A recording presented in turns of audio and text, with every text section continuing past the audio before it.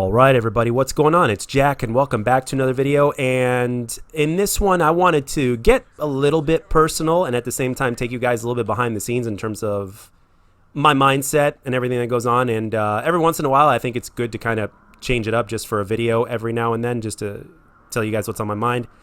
And in this one, I really wanted to let this out and just kind of share it with you. And fellow content creators out there, please be very free to open up your opinions in the comment section, because I know that there are some of you out there that play on PC and or mouse and keyboard, and you guys have your own knowledge and input into this. So I wanted to basically say that I am afraid to change to mouse and keyboard, or to plug in a mouse and keyboard, or afraid to make a switch to PC. But it's not for reasons that you might think. I think a lot of people would be afraid to switch from, like, let's say, a controller and console to PC, mouse and keyboard because they are intimidated by the hackers, or they are intimidated by making that switch to mouse and keyboard. They think it would be way too difficult and way too complicated and all that kind of stuff. But this is not actually what bothers me, and that is what's keeping me from switching. What's keeping me from switching actually is this YouTube channel, and a combination of something else, another thing as well. It is also the fact that there are other games out there on PC that I've always wanted to play. Regardless of how the competition is like or whatnot, I've always wanted to play them because it just brings me back to my love of games in the first place, and how it all started. And feeling that again, I think, would be awesome. And of course, the feeling of finally getting to a point to where I'm competent enough on mouse and keyboard and having that certain level of control. And that's another reason that I wanted to mention as well.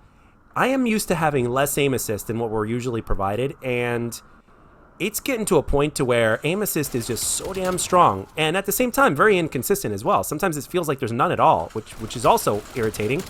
But it feels like the aim assist is so strong that it's doing so much of the work for me that it makes my aim worse, because I'm used to, my muscle memory is used to less. And at the same time, I want to be in full control of what I'm doing in terms of control. Now, in terms of switching to mouse and keyboard, I'm only interested in first-person shooters in that aspect. I will always be a controller player when it comes to single-player games. I don't see that changing anytime soon, unless somehow mouse and keyboard manages to win me over that much to where it goes beyond first-person shooters. But it actually started at the age of 12, because the age of 12 was actually the only time I ever played on mouse and keyboard. It was for a very brief period of time. I went over to a friend's house that I grew up with in elementary school, and he ended up moving about a couple hours away from where he was. So over the summer, after 6th grade and heading into 7th, I went to his house for like a week or 2 weeks, and his dad had an office and he had a PC that so happened to also play games. And we played a couple games like SimCity, we played Terminal Velocity, which was a space combat game, and of course the highlight was my first-person shooter ever, which was a game called Star Wars Dark Forces. It was single player. It was the first time I ever experienced a cutscene in a video game, and remember, this was back in 1996, 1997. So, and I remember mouse and keyboard felt kind of funny, but at the same time, after a few days of playing with it, it felt very satisfying, and at the same time, that was my original love of first-person shooters, because all you see is your gun, the guy's hand, and it's like you are in control. It's like you in that video game, and I liked the point of view from the aim and how everything was, and I really, really enjoyed that.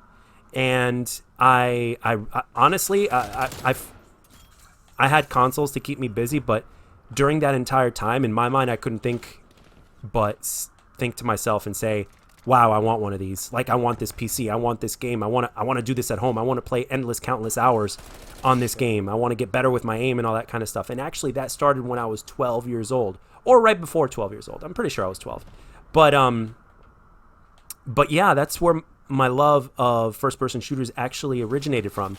And this YouTube channel is one of the reasons, as well as the aim assist factor, and again, the YouTube channel is one of those things that's actually holding me back from doing that, because I would be afraid that I would fall in love with some of these other games that I've always wanted to play, and I would get so hooked. Like even the Master Chief Collection. Like, I want to play the Master Chief Collection on mouse and keyboard, and I think it would actually be a good game to learn mouse and keyboard, because it is a lot more basic with a lot less controls to worry about. There's no advanced movement in regular Halo, you know. So basically, in Halo 5 there is, but in regular Halo from 1 through 4, in terms of the way Halo 4 runs now at least, there's little to no advanced movement. It's just basically you move around, you jump, you sprint, you shoot, you ADS, and that's pretty much it.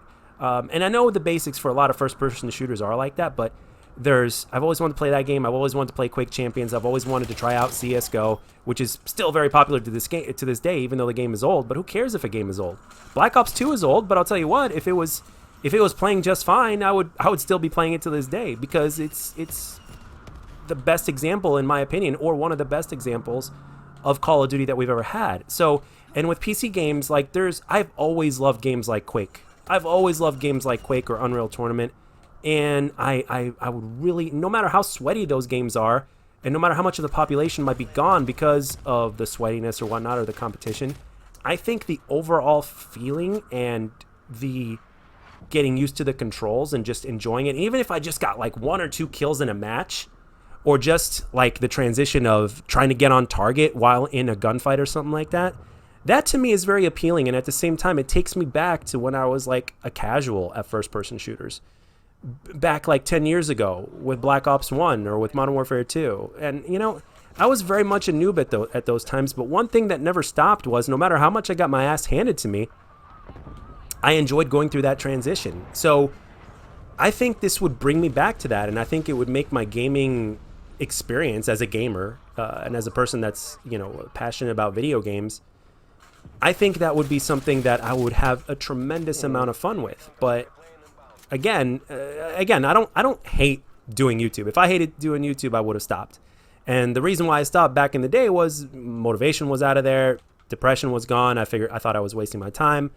But the thing is, it's been a part of my life for the last 6 years. And as long as I choose it to be, it's always going to be a part of my life. And I still have this YouTube dream of one day making this and Twitch put together into a part-time gig, and I could use it. The overall dream is, at the same time, not just make it a part-time gig, but I could use it as a way of, in some way, shape, or form, I know this is going to sound very corny to you guys, of, like, let's say, in some way, shape, or form, make the world a better place. And I know that sounds absolutely crazy to you, but we're talking things like, you know, charity streams, like one charity stream every 2 weeks or something like that, to help a good cause, whether it's you know, an organization that gets rid of cancer, or an organization, or cancer research, so to speak, to eventually get rid of cancer, or eradicating homelessness, or feeding the people that are poor, or battling depression or something like that, like a different kind of charity stream,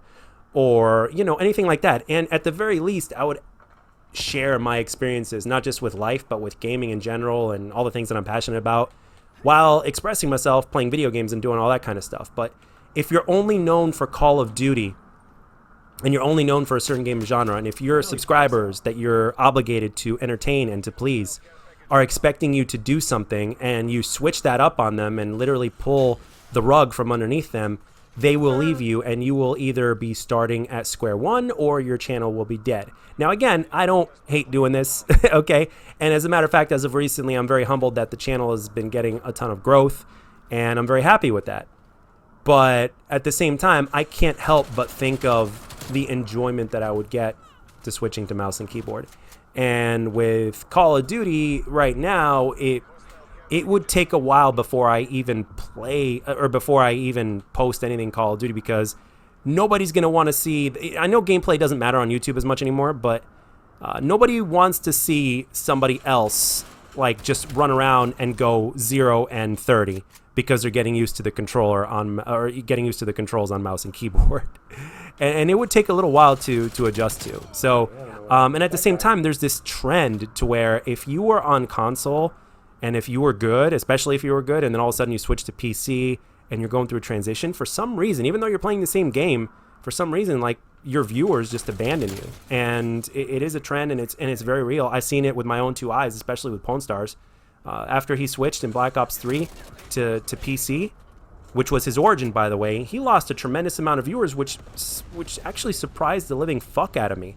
And granted, he was going through the adjustment of getting back to PC again, because he went from PC to console and then back to PC again. It's like, you know, and a lot of his, like, he went from having an average viewers of whatever it is that he had back then to all of a sudden like less than half of that, if not more.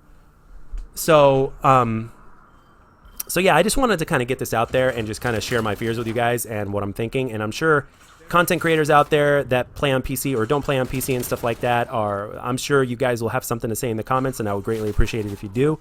And at the same time, my viewers, I want you guys to tell me as well what you guys think and what your thoughts are. But anyway, that's all I got for this one, guys. I hope you enjoy the rest of your day. Thank you very much for watching and for the support. This is Jack, signing off.